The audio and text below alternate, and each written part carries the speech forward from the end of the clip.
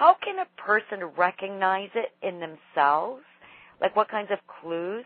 And then what could they do to step back into integrity? Well, I just recently did a management retreat with this great group of people. There were 7 managers, and they came, and part of the discussion was around values and their ability to show leadership themselves, right?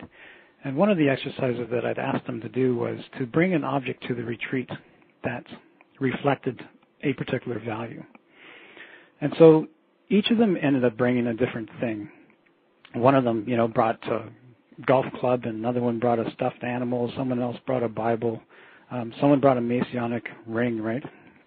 And then wow. we had this great discussion about what these particular items meant to them and what those values were, right? And so values like honor and kindness and dependability and faith started coming up. And I know that you've had the experience when you invite people to have these kind of discussions, they really start to love sharing that with you, right? It's this great experience for them to be able to talk about what's important to them and what guides them. Finally, someone's listening to them. That's right, and it's recognized as being so important, right? And so they start asking them questions like, where did you get those values from? And then moving it one step further, which is how do you hold yourself accountable to them? And then how do you, for one step further, which is how do you go about checking in with other people to make sure that they experience you living them? And so really engaging in this process where they become more and more clear about what they stand for and how they can represent those values even in really difficult times, even when it's a struggle, where they can show that leadership. And then I asked them at the end of it, I said, okay, so now I'd like you to imagine your life without those values.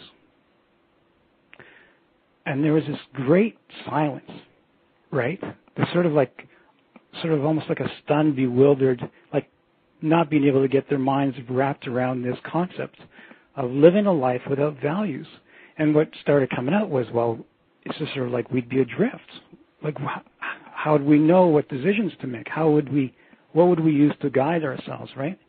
So part of that is really to, no matter what situations you're in, to be able to reflect on, your own personal mission statement, your own particular values, and your own commitment to them, regardless of whether or not other people in an organization are following them. This idea that values are important, the sense of integrity is important to be able to follow through on, regardless of the outcome, regardless of the immediate reward, that it provides direction to you, just as it provides direction to an organization, is really critical to be able to follow, to be able to have a solid sense of yourself.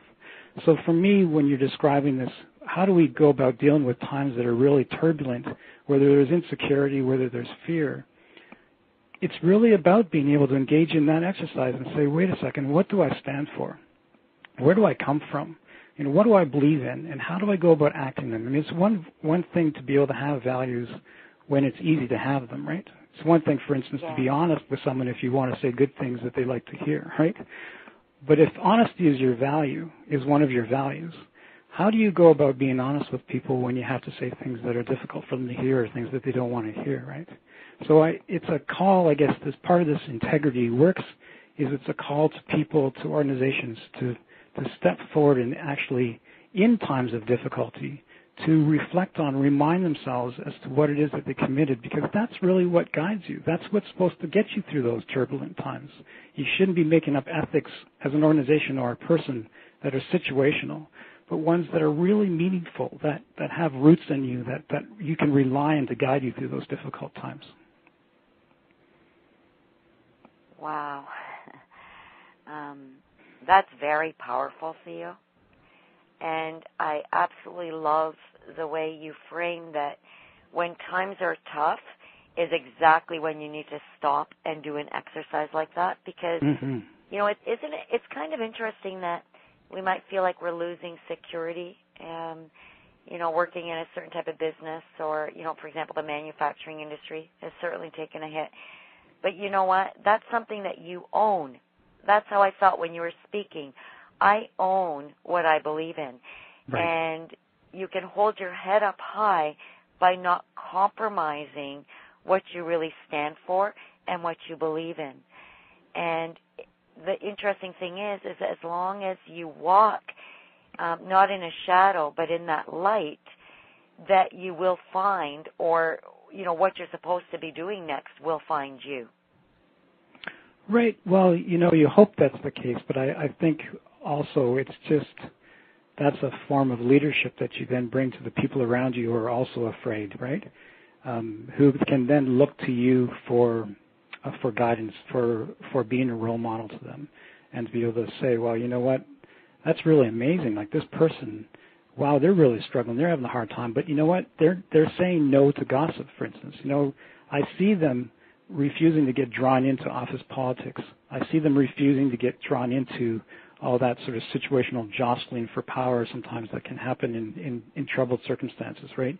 So, people can look at you and go, wow, you're not engaging in that. I'm not going to either. It gives people courage to be able to be with other people who have integrity. And that's what I think, leaders of an organization really have value towards the rest of the organization, is that if they can role model that, they can show that integrity. That doesn't mean that they always say, things that you want to hear. Sometimes they have bad news, and sometimes there are layoffs, and sometimes there are cutbacks. People can handle that. They're not happy with it, obviously, but what they absolutely can't handle that is so difficult for them is, dishonesty or, lack of fairness. That's what really is upsetting to them. People will tend to bite the bullet and get through if they have a sense that everything's above board. And that's what leaders can really do. Be honest about what you stand for and what's happening in the organization and what is required from people.